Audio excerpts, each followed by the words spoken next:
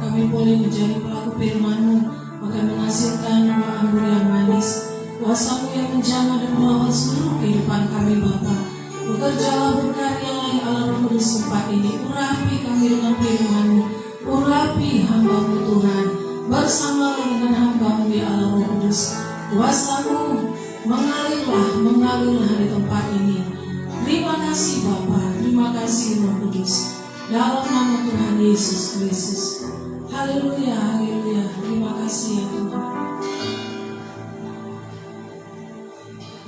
Kuasa-Mu nyata di dalam kelemahanku, kekuatan-Mu menopang seluruh hidupku. Dari mana datang pertolonganku? Hanya Yesus pertolonganku.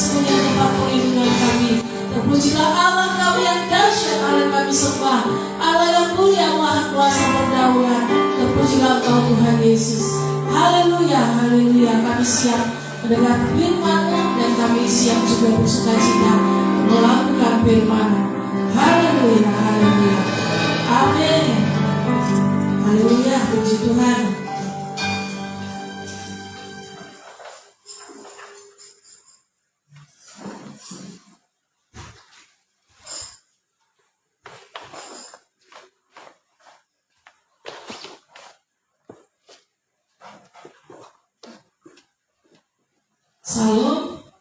Halo.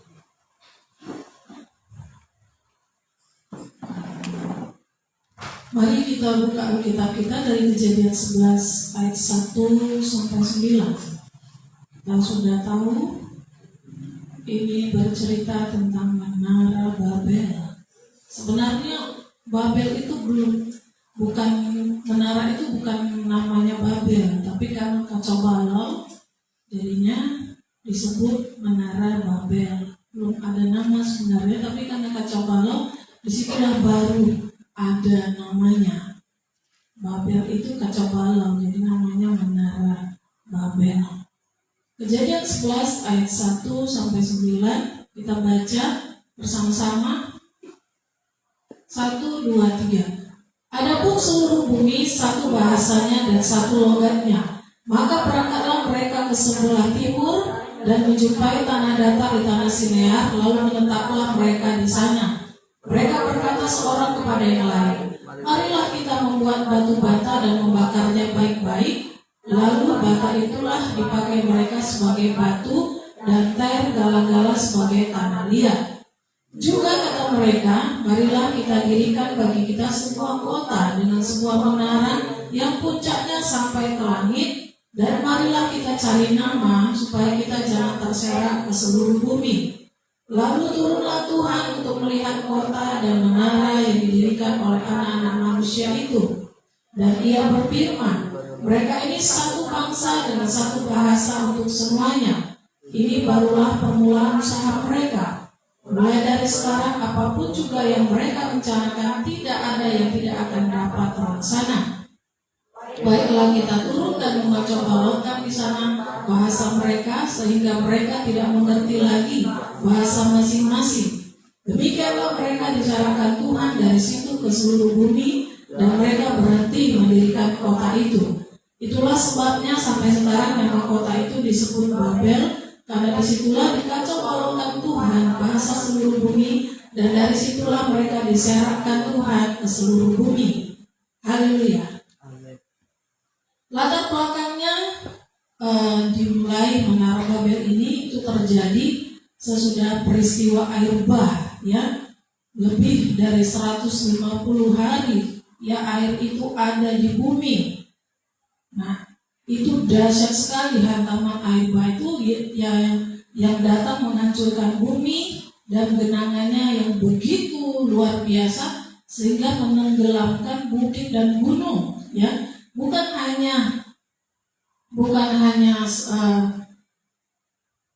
rendah, ya, bukan hanya berapa meter gitu, ya, tapi ini bisa menenggelamkan bukit dan gunung, benar-benar bukit dan gunung. Nah, ketika air mulai surut, Nuh dan seisi bahtera terkandas di pegunungan Ararat, ada di Kejadian 8 ayat 4. Dan ternyata arkeolog mengukur tinggi gunung Ararat itu adalah 16.945 kaki atau setara dengan 5.165 meter.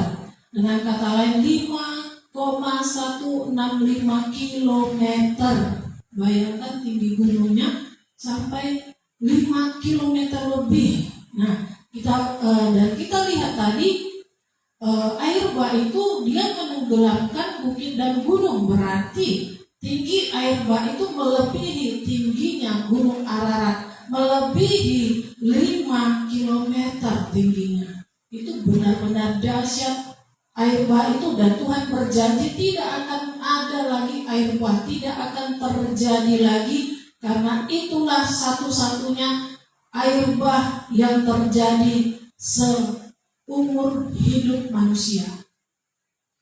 Tuhan berjanji, dan janjinya itu, ya, dimeteraikan dengan pelangi. Ketika kita melihat pelangi, oh ya, Tuhan berjanji tidak akan ada lagi air bah setinggi 5 km lebih yang bisa menenggelamkan bukit dan gunung. Janji Tuhan itu ya dan amin, tidak terjadi, ya, tidak terjadi. Sebanjir-banjirnya, sederas-derasnya hujan, tidak terjadi air bah yang setinggi itu. Dari sini Nuh dan keluarganya, dari pegunungan Ararat ini, Nuh dan keluarganya memulai kembali kehidupan yang baru. Ingat, semua bangsa itu, ya, manusia itu habis tenggelam, yang hidup hanya 8 orang. Nah, kehidupan dimulai dari Nuh, ya, Nuh dan istrinya, anak-anaknya dan menantunya. Jadi yang hidup itu hanya 8 manusia. Ya, 8 manusia. Jadi dimulai dengan 8 manusia. Yang pertama Tuhan memulai dengan Adam dan Hawa, dan yang kedua, kehidupan yang kedua dimulai dengan 8 orang, 8 manusia, yaitu keluarga Nuh, ya. Nuh dan keluarganya memulai kembali kehidupan yang baru sesudah peristiwa air bah di pegunungan Ararat. Mereka berhenti kandas, ya, bahteranya. Dan Nuh di situ menjadi petani anggur, ya. Dialah yang mula-mula sekali menemukan anggur, dan dia menjadi petani anggur yang sukses dengan anggur yang luar biasa manisnya. Saking manisnya dia mabuk, ya. Dia mabuk dan sangat menikmati sekali anggur yang dia usahakan, ya.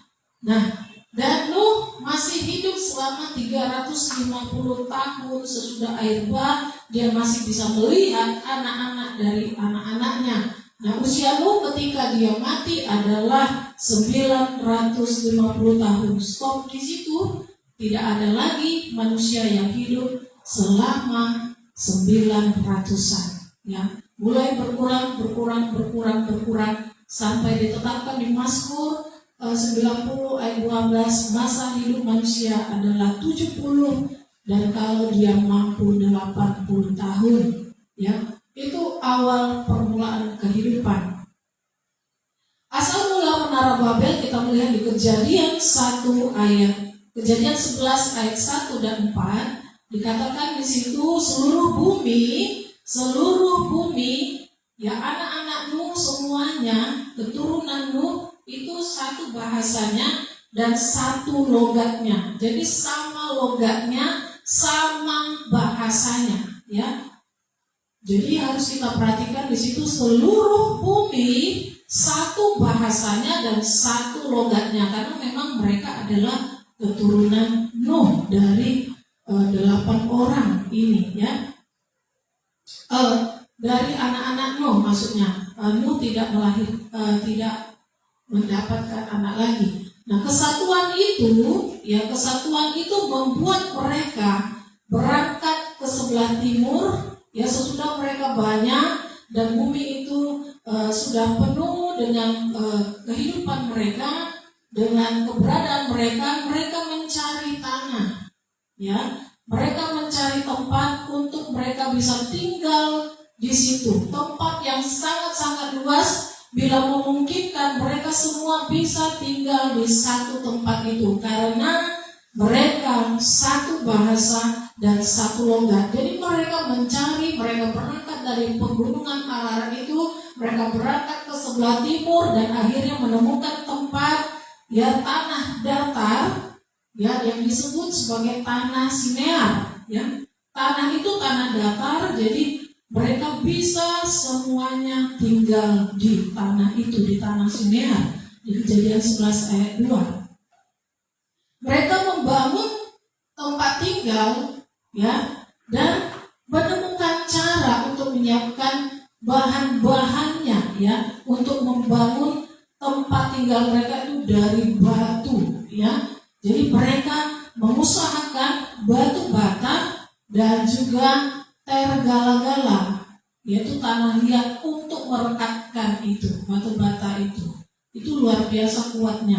Kalau kita melihat arkeolog itu menemukan kota Niniwe itu, ya, dihancurkan oleh ISIS yang waktu beberapa tahun lalu, kita melihat memang itu tanah liat, ya. Tanah liat itu luar biasa kuat, sampai dari zaman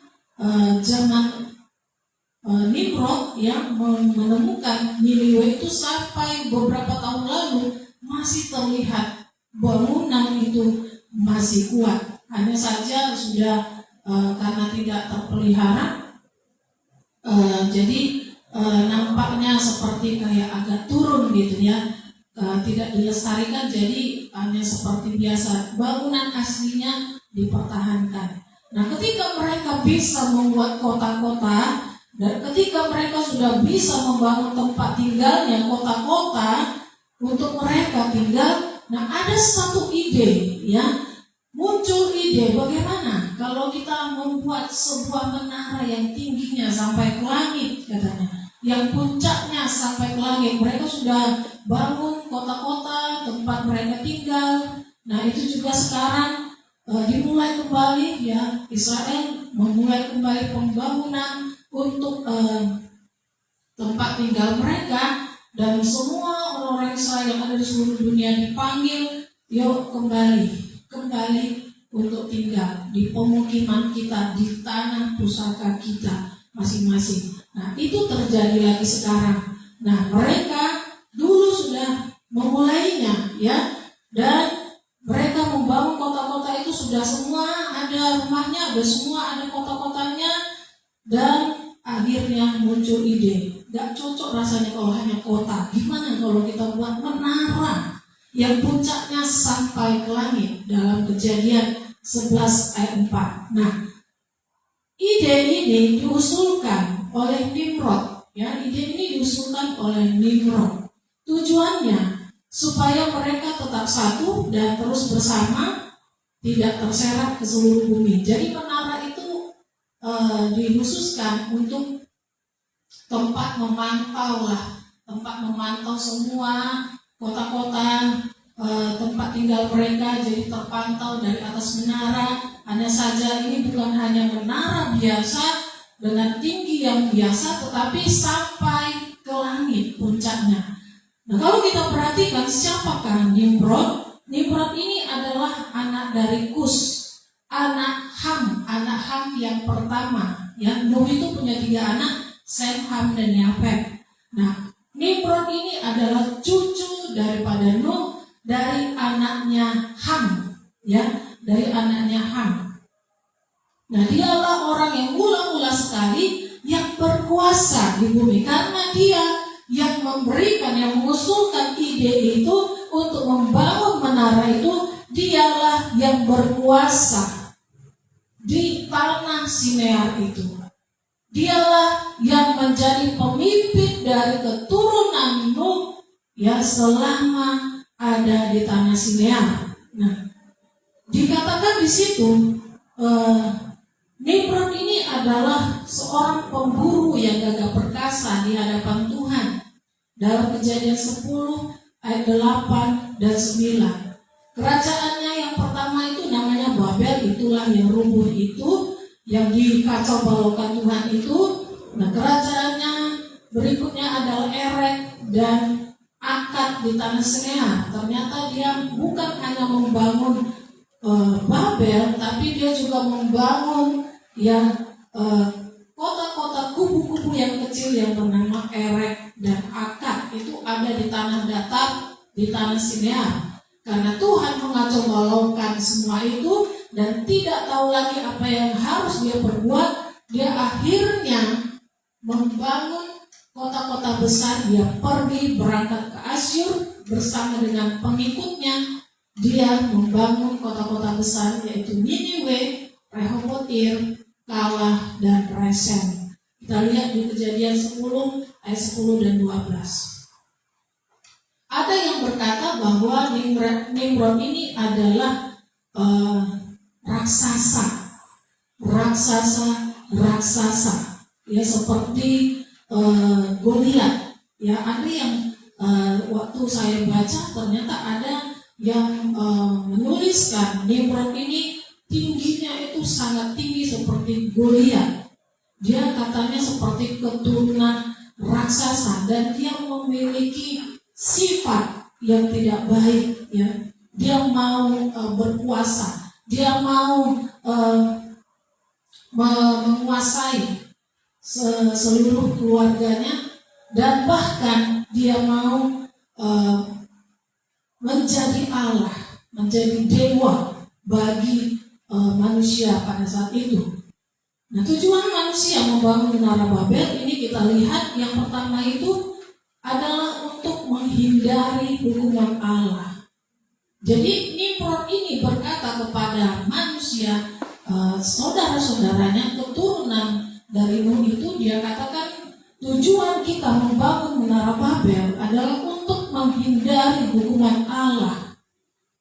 Ternyata dia ingat peristiwa yang terjadi, padahal dia belum lahir di situ, tetapi sejarah itu diceritakan oleh orang tuanya, diceritakan oleh Nuh, ya, bahwa Tuhan itu sudah menenggelamkan bukit dan gunung dan membunuh manusia yang tidak taat kepadanya. Ya, jadi dia berpikir, kalau begitu nanti seandainya kami berdosa, aku harus temukan cara, bagaimana caranya supaya kalau itu terjadi lagi kami tidak tenggelam, katanya, ya. Jadi ini luar biasa cerdasnya, pintarnya si Nimrod ini. Jadi dia rapatkan itu kepada mereka semua, kita harus menghindari hukuman Allah, karena gak mungkin kita gak berdosa. Kita tahu Tuhan itu tidak suka dengan dosa. Kita tahu Tuhan itu kalau sudah melihat kita berdosa pasti dihukum. Dan bagaimana kalau kita semua berdosa, pasti ada lagi air bah. Dia tidak ingat bahwa Tuhan sudah berjanji kepada Nuh tidak akan ada lagi air bah. Dan perjanjiannya itu adalah busur di awan, yaitu pelangi. Tuhan akan ingat itu. Tuhan bukan pribadi yang ingkar janji. Tapi dia trauma, dia tidak percaya kepada Tuhan. Nah, dia membangun Menara Babel untuk menghindari hukuman Allah. Nanti kan kalau ada air bah, dia berpikir gitu. Dia kan berpikir ketinggian air bah itu pegunungan Ararat. Jadi dia berusaha menyaingi untuk lebih tinggi lagi, ya. Makanya dia katakan kita harus bangun menara yang puncaknya sampai ke langit. Jadi kalau terjadi air bah, kita bisa naik ke atas. Dia sudah pastikan, dia sudah ukur semua orang yang ada di Sinear itu, di tanah Sinear itu, ketika kalau terjadi lagi air bah, mereka bisa naik ke atas. Itu luar biasa cerdasnya Nimrod. Yang kedua, dia berpikir hukuman Allah itu bisa dihindari dengan seperti itu, ya. Jadi kalau misalnya mereka tanpa sengaja berdosa atau tidak tahu apakah itu dosa atau tidak, atau mereka sudah hidup dalam dosa, ketika ada hukuman air bah, mereka tidak mati tenggelam. Ya, bukannya mereka memperbaiki kesalahannya, tapi mereka berpikir gak mungkin kami tidak berdosa. Ya, jadi mereka mau menghindari hukuman. Yang kedua, tujuan manusia membangun Menara Babel adalah untuk menyanyi ketinggian Allah bersemayam. Puncaknya sampai ke langit itu, ya, dikatakan itu adalah menuju pintu surga, the gate of God, pintu Tuhan, pintu surga, pintu yang menuju kepada surga, kepada kediaman Allah, kepada tahta Allah. Ini luar biasa, mengerikan. Hatinya yang marah, yang penuh dengan emosi, amarah, dia mau menyaingi ketinggian Allah di mana Allah bersemayam. Dia tahu bahwa di langit itu tempat Tuhan bersemayam, tempat Allah atau dewa-dewa bersemayam. Dia berpikir seperti itu, dan dia menganggap dirinya sama seperti Tuhan. Jadi dia berencana membangun itu supaya dia bisa duduk bersama dengan Tuhan. Ini dia mau mengulangi lagi dosa Adam dan Hawa, ya, menjadi sama seperti Allah, ya. Dia mau menjadi sama seperti Allah. Dia mau berada bersemayam bersama dengan Tuhan di langit, di surga. Yang ketiga, tujuan manusia membangun Menara Babel adalah untuk menandingi Allah. Dia mau menjadi setingkat dengan Allah. Dengan kata lain, dia mau menjadi Allah yang disembah oleh seluruh manusia yang ada di tanah Sinear, ya. Dia mengulangi dosa Lucifer. Ternyata dosa itu lengket di dalam hatinya, di dalam hidupnya. Dia tidak tahu akibatnya kalau sudah terjadi seperti itu. Dia berpikir dia hebat, dia berpikir dia bisa, ya, merubah itu semuanya. Dan dia berpikir Tuhan takut kepada dia. Ya, ini pikiran Nimrod. Dia sharekan, dia rapatkan kepada orang-orang yang ada di tanah Sinear. Yang keempat, tujuannya supaya jangan terserak ke seluruh bumi. Kalau terserak, pasti dia nggak bisa menjadi pemimpin atau penguasa atas seluruh umat manusia. Kalau terserak, pasti nanti mereka akan punya lagi pemimpin, akan punya lagi raja, akan punya lagi orang-orang yang akan memimpin mereka. Jadi dia berpikir supaya jangan terseret ke seluruh bumi. Dengan kata lain, dia mau menjadi Allah, dia mau menjadi raja bagi orang-orang, bagi manusia yang ada di Sinear. Ya. Dan itu melawan rencana dan perintah dan kehendak Tuhan. Tujuan Allah menciptakan manusia dalam Kejadian 1:28 dikatakan kepada Adam pertama sekali.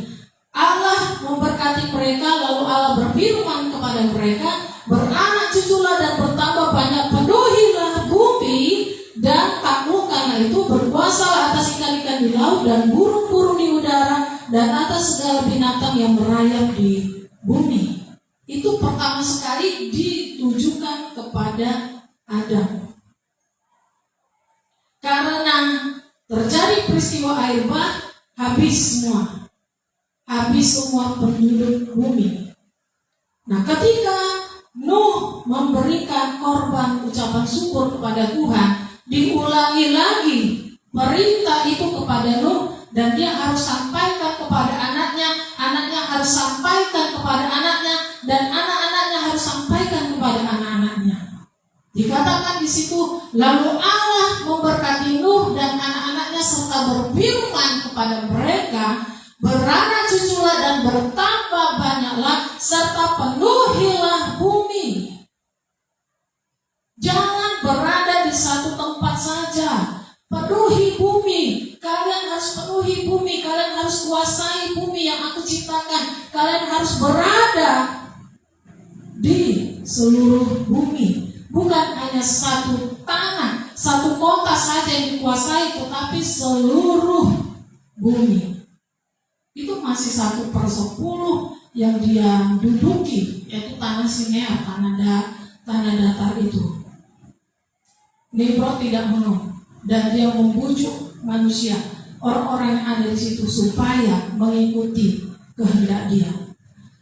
Akhirnya Tuhan menggagalkan pembangunan Menara Babel, ya. Tuhan menggagalkan pembangunan Menara Babel. Kenapa? Karena tadi alasannya, apa yang ada di dalam pikiran Nimrod. Karena manusia mau menyamakan dirinya dengan Allah. Dikatakan ya di dalam Kejadian 11 ayat 5, ya, Tuhan itu geleng-geleng kepala melihat kecerdasan Nimrod dan manusia yang ada di situ, keturunan Nuh itu benar-benar cerdas. Tapi Tuhan melihat kecerdasan itu membuat mereka menjadi sombong dan mereka mau menyamakan dirinya dengan Allah, khususnya si Nimrod ini. Nah, akhirnya Tuhan turun melihat kota dan menara yang sedang dibangun itu. Tuhan turun, dia melihat. Kita tidak tahu bagaimana Tuhan turun, tapi kalau kita lihat di kitab Kejadian, ketika malaikat itu menjumpai Abraham, ya, mereka adalah berupa manusia, ya, malaikat, dan mereka bisa melihat. Mungkin seperti itu, Tuhan datang, 3 pribadi datang melihat, ya, kerja mereka. Kota yang mereka bangun luar biasa. Bahkan mereka melihat menara yang dibangun oleh anak manusia itu. Dan memang menara yang sudah dibangun itu sudah tinggi, ya, dengan rencana hingga sampai ke surga.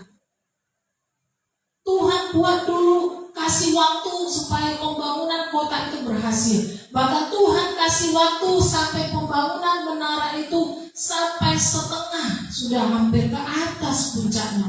Dan mereka bersukacita, apalagi pasti Nimrod pasti bersukacita sekali karena dia lihat tinggal sedikit lagi, puncaknya sedikit lagi untuk sampai ke langit. Ya, kita harus renungkan kenapa Tuhan izinkan. Harusnya ketika Nimrod ada rencana seperti itu, harusnya seperti Lucifer, langsung didepak, langsung diusir gitu ya. Tetapi di sini Tuhan izinkan kota-kota itu terbangun, bahkan menaranya juga sudah hampir selesai. Kita nggak tahu apa rencana Tuhan. Dan Dia izinkan itu hampir selesai. Bahkan ketika hampir selesai, Tuhan turun melihat seperti seorang mandor, seperti seorang kontraktor yang melihat hasil bangunan itu. Itu luar biasa Tuhan. Gak terselami, gak ngerti kita apa artinya, kenapa Tuhan harus turun memperhatikan dan melihat, ya. Dan di situ dikatakan manusia itu tidak bisa naik ke surga dengan kesombongannya, dengan kehinaannya, dengan segala keberadaannya untuk menjumpai Allah yang maha mulia, Allah yang maha kudus, Allah yang maha kuasa. Tapi Tuhan yang bisa turun untuk menjumpai manusia dalam keadaan yang penuh dengan dosa, hina, debu. Ternyata maksud Tuhan seperti itu. Manusia tidak bisa naik ke surga. Sekalipun ada yang bilang turun naik surga, ya turun naik surga. Tapi di sini membuktikan manusia tidak bisa menjumpai Allah dengan naik ke surga dalam posisi keberadaannya yang adalah dari debu tanah. Dia hanya bisa menjumpai Tuhan dengan tubuh kemuliaan. Karena Tuhan itu penuh dengan kemuliaan. Dia harus berubah dulu dengan memakai tubuh kemuliaan, baru dia bisa menjumpai Allah. Itu pun kalau Tuhan berkenan untuk dijumpai. Nah di sini Nimrod berpikir bahwa dia bisa naik ke surga, say hello kepada Tuhan, ya di surga, dan berkata, halo kita sama. Halo Tuhan, kita sama. Tidak bisa, ya, tidak bisa. Dan dia mempermalukan Nimrod dengan mengacau balokan, yang menggagalkan pembangunan menara Babel yang sedikit lagi hampir berhasil. Nah, sekali lagi tidak ada seorang pun manusia yang dapat menjumpai kemuliaan Tuhan, kekudusan Tuhan, kemahakuasaan Tuhan dengan kondisi hidup yang penuh dosa. Kita harus ingat, tidak ada seorang pun yang bisa datang kepada Tuhan, beribadah kepada Tuhan, melayani Tuhan, dan dia berjumpa dengan Tuhan dalam kondisi hati yang penuh dengan yang kepahitan, kecewa, atau sesuatu yang kotor di dalam hatinya. Tidak bisa. Sekalipun dia berada di gereja, melayani Tuhan, bahkan melayani mimbar, itu tidak bisa. Tuhan yang bisa menjumpai dan datang untuk menghapus dosa kita, ya, tidak bisa. Jadi kita pun seandainya kita memiliki sifat atau karakter yang belum diubahkan, sampai kapanpun kita tidak akan bisa mengalami perjumpaan dengan Tuhan. Tidak bisa. Jadi hati kita harus suci, hati kita harus kudus. Sama seperti dalam Matius 5 ayat 8, berbahagialah orang yang suci hatinya, karena mereka akan melihat Allah. Itu mengingatkan kita, siapapun manusia, siapapun kita, apapun profesi kita, sekudus apapun kita di mata manusia, apapun level kita, baik itu pelayan, rendah, menengah, atas, pendeta besar atau pendeta kecil, siapapun kita dan apapun jabatan kita, kalau kita di dalam kehidupan yang penuh dengan dosa, tidak di dalam kekudusan, sampai kapanpun kita tidak bisa menjumpai Tuhan dalam kekudusannya. Tapi Tuhan bisa menjumpai kita kalau Tuhan berkenan dan Dia mengampuni kita terlebih dahulu. Ketika kita mengaku segala dosa kita, gak bisa kita sembunyikan. Kita berpikir, kita berdosa, kita melayani Tuhan, kita beribadah kepada Tuhan, dengan kita berpikir kita merasakan hadirat Tuhan, kita berpikir, aku dijamah oleh Tuhan. Tetapi ketika kita pulang, keadaan kita berbanding terbalik dari apa yang kita katakan, itu adalah bohong. Gak bisa, kecuali kita mengakui dosa kita mau berubah, kita mau memberikan hidup kita kepada Tuhan, maka kita bisa berjumpa dengan Tuhan, ya, di dalam kemuliaannya. Maka kemuliaan Tuhan itu akan memenuhi kehidupan kita, dan kehidupan kita secara otomatis ingin selalu menyenangkan hatinya, ingin selalu berubah, ingin selalu memberikan yang terbaik kepada Tuhan. Kita mengalami jatuh cinta kembali kepada Tuhan. Kita mau memberikan apa yang disukai Tuhan, apa yang menyenangkan hati Tuhan. Yang kedua, Tuhan menggagalkan pembangunan Menara Babel karena manusia membanggakan kesatuan mereka. Ternyata kesatuan ini bisa menjadi racun bagi satu komunitas juga gitu. Karena memiliki pemimpin yang tidak membawa kesatuan itu untuk memuliakan Tuhan.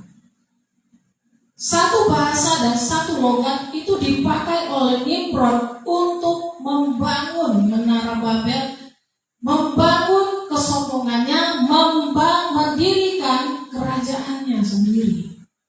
Ya. Nah, Tuhan mengacau balaukan kesatuan yang mereka banggakan. Satu bahasa, satu logat. Kita udah bersatu, kita unity. Luar biasa, pasti kita diberkati. Memang firman Tuhan itu tidak akan pernah salah. Di mana 2-3 orang bersatu sepakat, pasti terjadi mujizat. Itu memang benar-benar terjadi secara otomatis.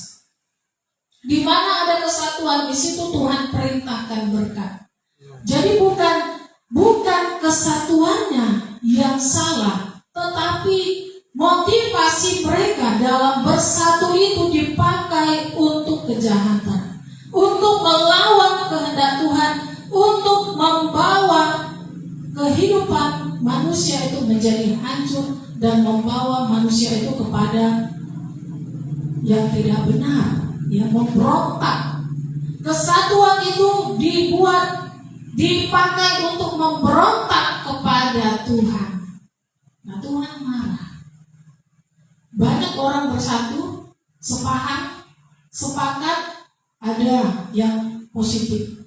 Ada juga sepakat, sehati, dia satu rencana, satu misi, tetapi ke arah yang negatif. Kita sudah tahu itu. Makanya banyak yang demo.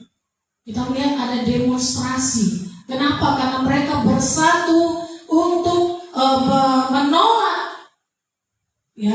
menolak ini gitu. Ya, mereka bersatu untuk menolak ini. Mereka bersatu untuk menyuruh pemimpin itu turun. Ada kesatuan yang dipakai untuk hal yang negatif, ada kesatuan yang dipakai untuk hal yang positif. Nimrod memakai kesatuan itu, dia bangga dengan kesatuan itu, luar biasa memang. Kesatuan keturunan Nuh ini luar biasa kesatuannya. Dan dia pakai, dia bangga-banggakan itu, luar biasa kami satu. Tidak terjadi pertengkaran. Pokoknya apa yang kami minta selalu kami terima gitu ya. Kami saling membantu, kami sepakat, kami saling menolong, benar-benar kami saling mendukung, tidak pernah ada percekcokan. Nah, ini sudah baik, tetapi ada satu orang yang tidak suka dengan Tuhan, dia pakai kesatuan itu untuk membangun kerajaannya sendiri. Hati-hati dengan kesatuan yang ada, ya. Kita harus benar-benar perhatikan. Kita bersatu, kita mau dibawa kemana? Kepada pemberontakan atau kepada rencana kehendak Tuhan yang memuliakan Tuhan? Kita harus benar-benar tahu pilihan kita berpihak kemana, ke kanan kah atau ke kiri? Ya, nah Tuhan membuat kesatuan yang mereka banggakan itu menjadi perbedaan. Keharmonisan menjadi kacau balau atau disharmoni. Modal utama Nimrod yaitu kesatuan itu Tuhan hancurkan, ya. Tuhan hancurkan dan dia bingung sebingung-bingungnya, ya. Kesatuan mereka adalah dalam bahasa, ya. Kesatuan mereka adalah dalam bahasa. Ketika mereka tidak lagi satu bahasanya dan satu logatnya, terjadilah perbedaan dan kekacauan. Masing-masing, ya, jadinya nggak tahu mau bicara sama siapa. Akhirnya mereka dengan cara mengucapkan bahasanya, dengan cara mengucapkan logatnya, begitulah caranya. Oh, sama rupanya kita. Oh, aku kesinilah. Dan yang satu berbicara, oh ternyata aku di sini. Aku bagian kaum yang bahasanya seperti ini kami. Oh, aku yang di sana bahasa kami yang seperti ini. Akhirnya mereka terbagi-bagi, ya.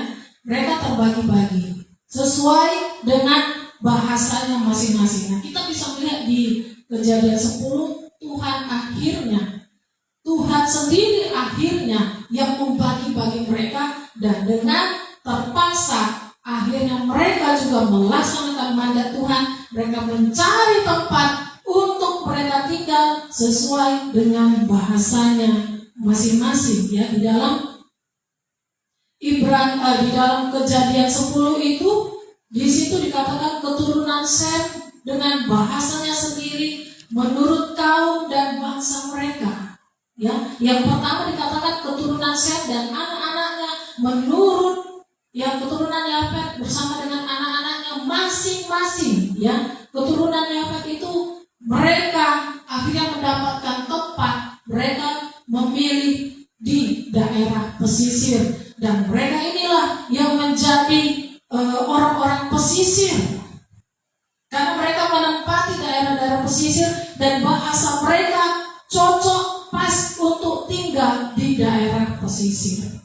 Nah, akhirnya ada, ya, keturunan Ham, yang mereka yang berserak-serak menurut bahasa mereka, menurut tanah mereka, menurut bangsa mereka. Keturunan Ham inilah yang dari Kus inilah, dari Nimrod inilah keturunan mereka lahirlah Filistin, ya, lahirlah bangsa-bangsa, yaitu yang berada di daerah timur, Sidon, Sodom, Gomora. Mereka lah ini, dan dipastikan mereka adalah keturunan raksasa. Memang sebelumnya karena Ham melakukan kesalahan, sudah mengejek orang tuanya. Dikatakan di situ Nuh mengutuk Ham.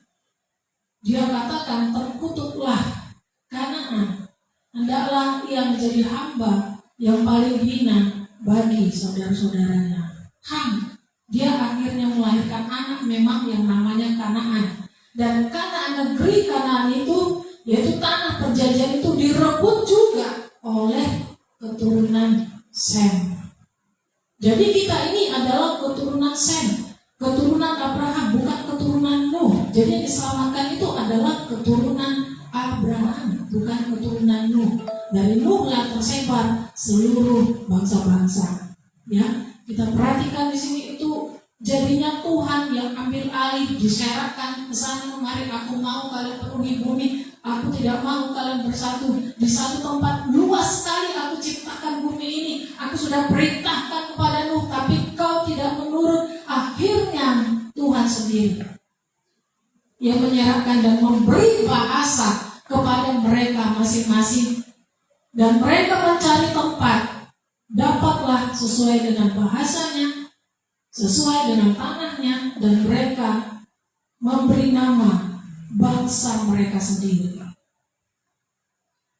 Dan yang ketiga, Tuhan menggagalkan pembangunan Menara Babel karena tidak sesuai dengan perintah Tuhan. Ya, dikatakan di situ Tuhan menyerahkan mereka ke seluruh bumi. Kejadian 10 ayat 9. Maksud hati para manusia itu untuk hidup dan tinggal menetap di satu tempat adalah sebagai bentuk perlawanan pada rencana Allah yang mula-mula seperti tadi, ya. Dan Tuhan membuat mereka terserat di berbagai tempat di bumi agar rencana penuhilah bumi sebagai tujuan manusia diciptakan Allah dapat tercapai. Mereka berpikir bisa menggagalkan rencana Tuhan, tapi justru sebaliknya Tuhan yang gagalkan rencana manusia itu. Jadi apapun rencana kita, sekalipun kita sudah sehati, sekalipun kita sudah sepakat, sekalipun kita sudah bersatu, kalau itu bertentangan, melawan kehendak Tuhan atau perintah Tuhan, Tuhan pasti gagalkan. Menurut kita baik, belum tentu baik menurut Tuhan. Ya, dalam Yesaya 55 katanya jalanmu bukan jalanku, rancanganmu bukan rancanganku. Supaya kau tahu bahwa dari terbitnya matahari sampai terbenamnya, akulah Tuhan, akulah Allah yang menciptakan nasib wujud menjadikan nasib malam. Jadi manusia ini harus disadarkan oleh Tuhan. Kau harus melakukan apa yang menjadi rencanaku, bukan aku yang menyetujui rencanamu. Dengan kata lain seperti itu. Berarti kita sekalipun punya rencana, kita harus serahkan kepada Tuhan. Tuhan, kami serahkan rencana kami kepadamu, jadilah kehendak-Mu. Kalau Tuhan berkenan, Tuhan akan berjalan di depan kita. Dia akan buka jalan, Dia akan memberkati kita dan mengirim orang-orang yang akan mendukung kita melaksanakan rencana itu. Dan kita tidak bisa menggagalkan rencana Tuhan, tapi Tuhan yang bisa menggagalkan rencana kita. Sehebat apapun, seunity apapun, kalau kita sudah melawan Tuhan, tidak melakukan kehendak Tuhan, pasti gagal. Yang keempat, Tuhan menggagalkan pembangunan Menara Babel supaya manusia tahu orang yang berdosa itu tidak akan pernah luput dari hukuman. Kalau sekarang dikatakan ada tabur tuai, ya. Kalau kamu menabur yang baik, kamu akan menuai yang baik tepat pada waktunya. Kalau kita menabur yang buruk, menabur yang jahat, maka kita akan menuai yang buruk, yang jahat itu tepat pada waktunya. Kalau bukan kita yang menuai, pasti anak kita, pasti keturunan kita, dan mereka akan geleng-geleng kepala ketika mereka menuai yang tidak baik. Aku tidak melakukan ini, kenapa aku harus tuai? Dia tidak ingat ada orang tuanya atau leluhurnya atau opungnya sudah lakukan itu terlebih dahulu. Mereka tidak menuainya, tapi dibebankan kepada anak-anaknya atau keturunannya. Tuhan mengingatkan bagi manusia itu di tanah Sinear, kalian harus tahu, orang yang berdosa tidak akan luput dari hukuman. Apapun yang dia perbuat, baik dosa kecil, dosa besar, tidak akan pernah luput dari hukuman. Dalam Amsal 11 ayat 21 kata firman Tuhan, sungguh orang jahat tidak akan luput dari hukuman, tetapi keturunan orang benar akan diselamatkan. Amsal 16 ayat 5, setiap orang yang tinggi hati adalah kekejian bagi Tuhan, sungguh ia tidak akan luput dari hukuman. Dan Roma 6 ayat 23 dipastikan sesudah kematian Yesus dikatakan sebab upah dosa ialah maut, tetapi karunia Allah ialah hidup yang kekal dalam Kristus Yesus Tuhan kita. Jadi kita gak bisa luput dari hukuman dosa apapun itu, baik yang diperbuat mata kita, telinga kita, mulut kita, hati kita, pikiran kita, tangan kita, kaki kita, seluruh tubuh kita, hidup kita, karakter kita, itu tidak akan luput dari hukuman. Memang kita minta ampun, tapi konsekuensi akan kita terima. Memang tidak sehebat tuaian yang diterima oleh orang fasik, tetapi memang kita ada konsekuensi yang kita terima karena kita sudah melakukan dosa. Kayak manapun itu pasti kita terima. Tetapi ada kasih, tetapi ada karunia Allah, yaitu hidup yang kekal. Ketika kita mengaku dosa kita, Tuhan berkenan mengampuni kita dan kita mendapatkan hidup yang kekal. Sekalipun menderita dahulu karena perbuatan-perbuatan kita yang sebelumnya. Tuhan tidak lupa dengan dosa kita. Memang diampuni, tetapi konsekuensi tetap kita terima. Ya, konsekuensi tetap kita terima. Daud sendiri saja dia sudah bersalah dengan menghitung seluruh jumlah bangsa Israel. Ya, dia dengan sombongnya berkata, hitung berapa jumlah bangsa yang aku pimpin. Dia perintahkan Yoab. Hei, apa gak salah? Itu dosa di hadapan Tuhan, kata tentaranya, kata panglimanya kepada Raja Daud. Tapi Daud bilang, hitung. Kalau aku bilang hitung, hitung. Akhirnya dia hitung, tapi dia kecualikan ada berapa suku tidak dihitung. Dia katakan segini jumlahnya. Oh, ketika dia mengetahui jumlah orang yang siap berperang, dia ada kesombongan di dalam hatinya, ada keangkuhan di dalam hati Daud. Dan ketika Tuhan melihat hatinya yang angkuh, yang sudah sombong, Tuhan kirim Nabi Gad. Dia katakan kepada Daud, pilih, ada 3 hukuman. Kau pilih yang mana? Bingung dia, ngeri-ngeri semua hukumannya. Ya, jadi dia bilang, lebih baiklah aku dihukum, tangan Tuhan yang menghukum aku, jangan sampai tangan manusia yang menghukum aku. Akhirnya 3 hari terjadi penyakit sampar yang mengerikan, yang membunuh banyak orang Israel karena dosa daripada Raja Daud. Dia minta ampun kepada Tuhan, maka dia membeli peternakan Arauna, ya, untuk mendirikan mezbah bagi Tuhan sebagai bentuk permohonan maafnya kepada Tuhan karena dia banyak orang Israel yang mati terbunuh. Mengingatkan kita supaya kita jangan membanggakan diri dengan penghasilan kita, dengan kehebatan kita, dengan apa yang sudah kita raih, ya, dengan hasil kerja keras kita. Itu merupakan tinggi hati atau merupakan kesombongan seperti Raja Daud. Ya, jangan sampai ada yang kita banggakan, karena itu adalah dosa di hadapan Tuhan. Mungkin berpikir, itu bukan dosa, itu sebuah pencapaian. Itu untuk Tuhan, kita bilang untuk Tuhan, tapi hati kita sudah ternoda. Ya, Tuhan sangat tahu, ya, motivasi setiap hati. Jadi apapun dosa kita, baik yang menurut kita baik, tidak mungkin itu dosa, Tuhan akan nilai dan Tuhan akan selidiki, dan setiap apa yang kita perbuat, ya, itu pasti ada konsekuensinya. Seperti firman Tuhan minggu lalu, ya, ada konsekuensinya, ya.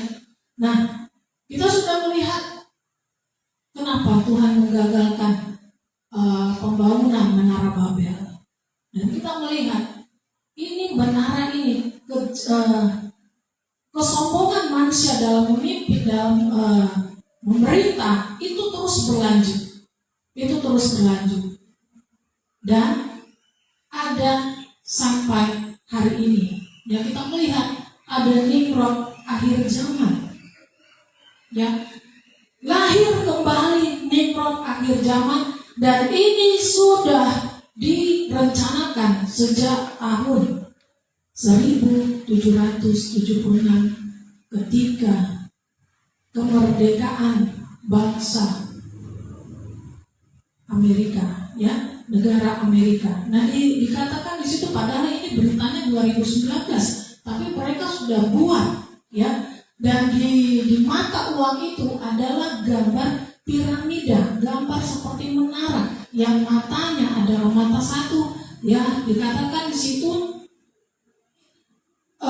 piramida adalah perlambang kekuatan dan ketahanan. Anul koeptis artinya dia, ya.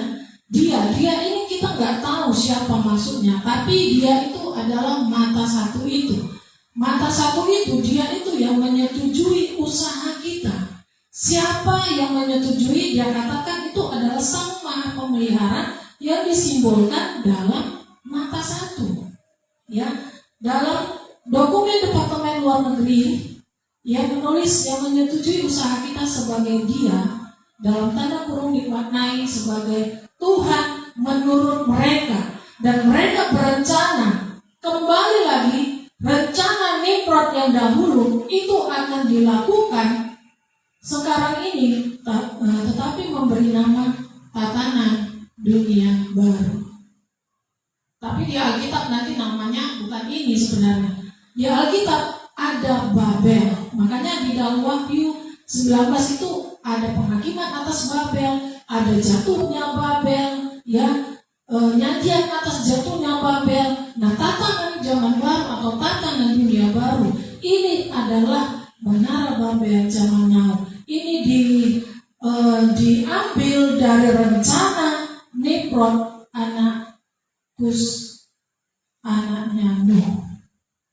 Mereka memulai kembali. Dulu gagal, ya, mereka tidak berhenti yang ada terus keturunan ini tidak berhenti. Bagaimana caranya supaya membuat ini berhasil sampai di tahun 1776 tidak berhasil juga, digagalkan oleh Tuhan, sampai ke 2019 belum berhasil juga, dan mereka nanti akan berhasil. Tuhan kasih waktu, seperti Tuhan melihat kota itu sudah berdiri dan menara itu sudah hampir puncaknya ke langit. Tuhan kasih waktu, itu akan dikerjakan dan akan terjadi.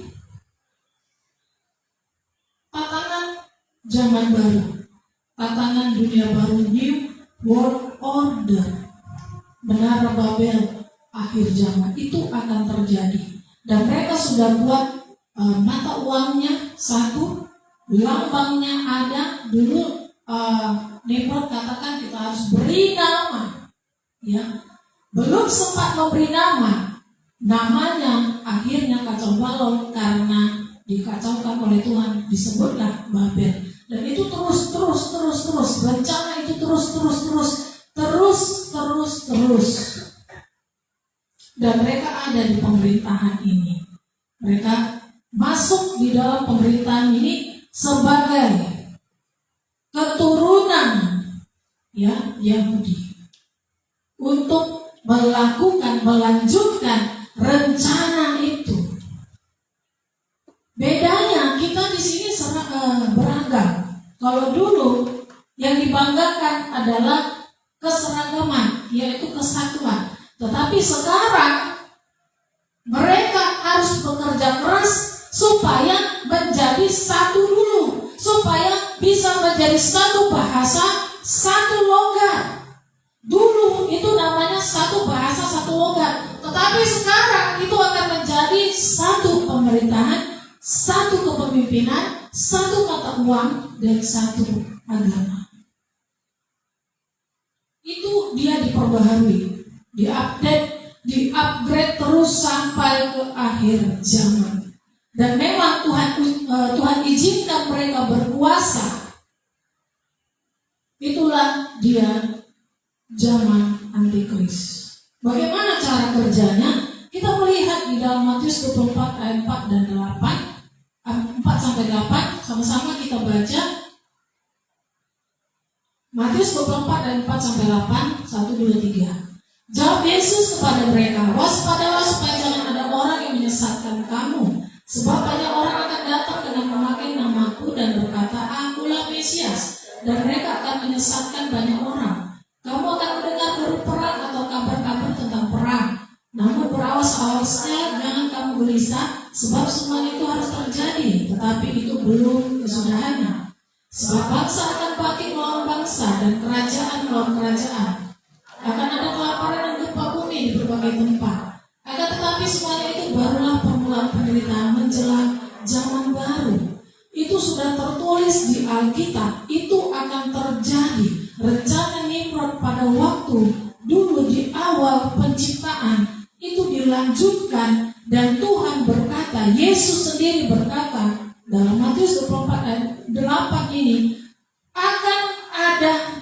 tatanan baru, yaitu tatanan dunia baru. Sebelum ke situ akan ada goncangan, akan ada deru perang, akan ada bangsa bangkit melawan bangsa, akan ada kerajaan melawan kerajaan, akan ada kelaparan, akan ada gempa bumi, dan akan ada orang yang berkata, aku Mesias, ayo ikut aku, sebentar lagi kita akan ada pengangkatan, ikut aku, sama aku aja katanya. Ini akan ada terjadi dengan cepat tanpa kita duga. Tetapi kita beruntung kalau kita baca firman Tuhan, ini menjadi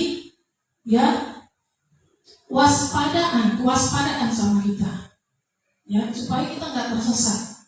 Sama seperti pandemi yang ada, dipercepat vaksin, vaksin, semua nurut, seluruh dunia nurut semua nurut, tidak ada yang tidak nurut. Bahkan kalau tidak nurut dikasih sesuatu yang gratis, gimana caranya supaya mereka mau, dan memang berhasil seluruh dunia menurut untuk vaksinasi.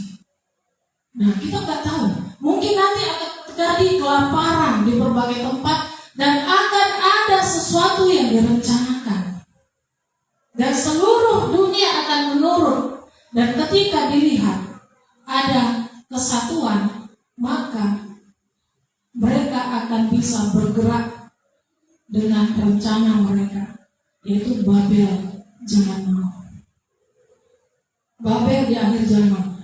Jadi kita sekarang harus perhatikan apa yang kita perhatikan. Waktunya tidak lama lagi. Nah, di dalam Matius 24 ayat 9 sampai 14 dikatakan di situ, kalau mereka sudah berkuasa, cara kerja mereka. Dalam Matius 24 ayat 9 sampai 14 sama-sama kita baca. Pada waktu itu kamu akan diserahkan supaya disiksa, dan kamu akan dibunuh dan akan dibenci semua bangsa oleh karena namaku. Dan banyak orang akan murtad dan mereka akan saling menyerahkan dan saling membenci. Banyak nabi palsu akan muncul dan menyesatkan banyak orang. Dan karena makin bertambahnya kedurhakaan, maka kasih kebanyakan orang akan menjadi dingin. Tetapi orang yang bertahan sampai pada kesudahannya akan selamat. Dan Injil kerajaan ini akan diberitakan di seluruh dunia menjadi kesaksian bagi semua bangsa. Sesudah itu barulah tiba kesudahannya. Nah, ini harus kita perhatikan. Akan ada orang yang tidak suka dengan kita, yang terus mencari Tuhan, yang terus setia melayani Tuhan. Mereka berpikir ini dunia sekarang bukan lagi tentang agama, bukan lagi tentang Tuhan, tapi kita mau bersatu. Dikatakan seperti itu. Kita mau bersatu. Dan kalau kita tidak mau juga, mereka berpikir, mereka kan suka dengan yang namanya pelayanan atau tentang firman Tuhan, maka diutuslah nabi palsu. Diutuslah nabi-nabi, tetapi nabi palsu untuk menyesatkan orang yang tadinya sudah di dalam Tuhan. Diutus. Ini adalah pengikut antikris nanti yang akan berkuasa. Dia akan sama seperti Yesus. Sebelum dia datang ada Yohanes Pembaptis. Sebelum antikris datang akan ada nabi palsu. Dia seperti Yohanes Pembaptis. Dia bernama nabi palsu. Dia akan muncul. Dia akan menyesatkan banyak orang. Dan orang akan heran. Loh, jadi gimana kita selama ini? Katanya nama Tuhan seperti ini. Kenapa? Jadi yang kita ucapkan dalam doa ini udah salah ya? Orang bilang namanya seperti itu. Gak boleh lagi kita bilang Yesus, tapi harus kita bilang Yahweh atau Elohim atau Adonai. Yesus itu tidak berlaku. Yesus itu nama dunia. Yesus itu nama manusia. Yang nama Tuhan yang asli adalah ini. Ada banyak membingungkan orang, Ada banyak orang yang akan bingung, termasuk dengan nama. bilang Allah, banyaklah yang anti Allah. Dirubahlah seluruh lagu-lagu pujian. Kalau ada yang nama Allah diganti dengan Bapa atau Tuhan. Ya, akan ada nabi palsu muncul. Dia akan katakan, dengarlah suara Tuhan. Tuhan berkata akan terjadi ini. Jadi yang harus kita lakukan ini. Habislah orang-orang percaya itu. Makanya Tuhan katakan, orang yang bertahan dengan iman yang tetap murni, ya dikatakan, peganglah apa yang ada padamu, jangan seorang pun mengambil mahkotamu, pertahankan yang sudah kita terima dari Tuhan. Dan yang membuat kita bertumbuh, yang membuat kita berubah menjadi seperti Yesus, pertahankan. Orang yang bertahan sampai pada kesudahannya, ia akan selamat. Ada nabi palsu dan juga ada Injil. Dia akan, ya, Injil kerajaan itu akan diberitakan kepada semua bangsa. Barulah tiba kesudahannya. Perhatikan Bapak Ibu Saudara, percepatan sudah dimulai dari 2020 sejak Corona terjadi. Ketika Corona terjadi di Desember 2019, semua penginjilan berubah jadi online. Jadi tidak ada alasan siapapun, aku belum dengar Yesus, aku belum dengar tentang Yesus, aku belum dengar tentang Tuhan. Tidak ada alasan. Baik itu besar, kecil, tua, muda, opung-opung pun sudah pegang HP, ya. Dia akan mendengarkan, dia pasti bisa mendengar Tuhan, firman Tuhan. Nah, Injil kerajaan ini akan dipercepat sampai kepada semua bangsa karena mereka sudah mau tiba kesudahannya. Jadi kita yang sudah di dalam Tuhan, pegang keselamatan itu. Kalau kita sudah menerima baptisan air, rindulah untuk menerima baptisan Roh Kudus. Ya, percepatan akan terjadi. Jangan sampai seperti firman Tuhan hari Jumat, jangan sampai kita dikalahkan oleh orang-orang yang dulunya jahat, oleh orang-orang yang dulunya cemar. Kita tergantikan dengan kedudukan mereka. Jangan, pertahankan. Ya, pertahankan iman kita. Pertahankan pengetahuan kita yang benar di dalam Tuhan. Jangan mau dicampuri. Dikatakan dalam Yohanes, pengurapan yang ada pada kita itu akan bisa membedakan mana yang dari Tuhan, mana yang dari manusia, yaitu nabi palsu. Jadi kita melihat ada banyak penyaringan, ya, karena di situ katanya ada banyak orang akan murtad, saling membenci. Kenapa? Kan sudah dibilang yang ini yang benar. Kenapa kok nggak turuti? Kau yang salah, sesat kau. Jadinya seperti itu, saling membenci. Ya, dibilang kau sesat, ini yang benar, udah dikasih tahu nggak dengar, tapi seperti itu. Nah, kita harus perhatikan percepatan kerjanya Tuhan lewat penginjilan dalam setiap teknologi medsos, di YouTube, di IG, ya, di Facebook, semuanya ada. Kalau kita tidak peka, kita akan ketinggalan. Makanya dikatakan orang yang kudus akan semakin kudus, orang yang cemar akan semakin cemar. Kenapa? Karena mereka tidak lagi mendengar firman Tuhan, tidak lagi ada kerinduan hatinya untuk Tuhan.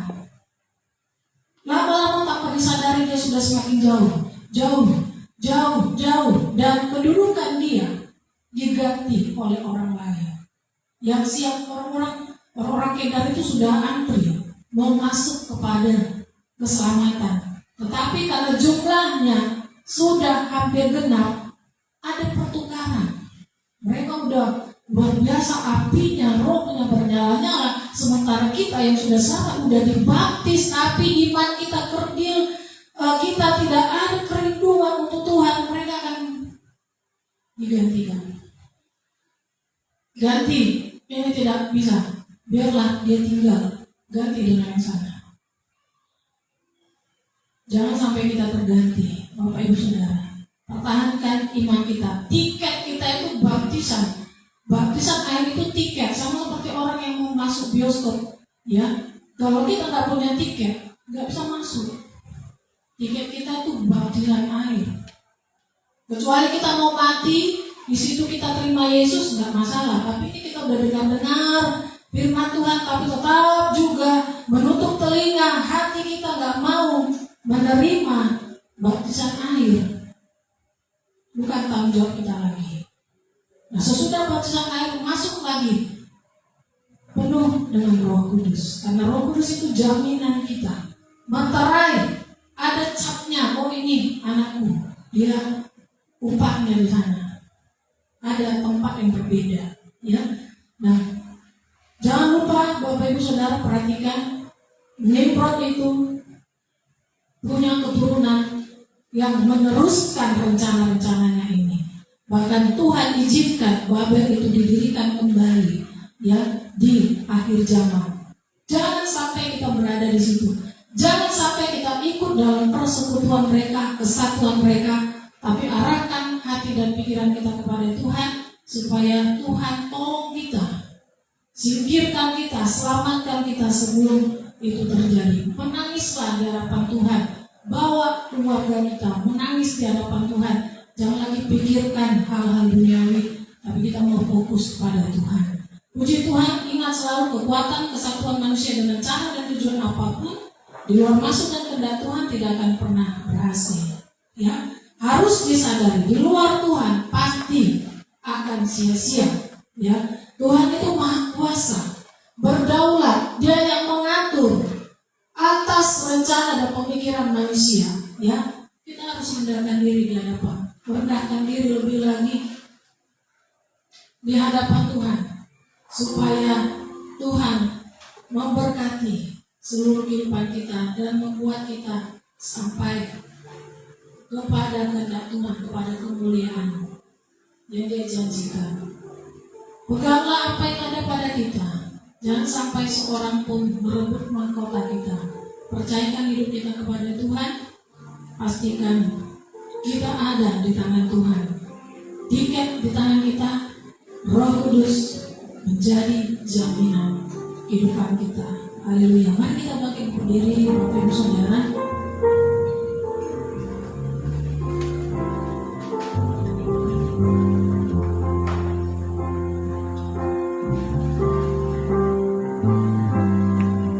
Ku hidup karena anugerah-Mu, tiada satu pun dapat ku banggakan semua.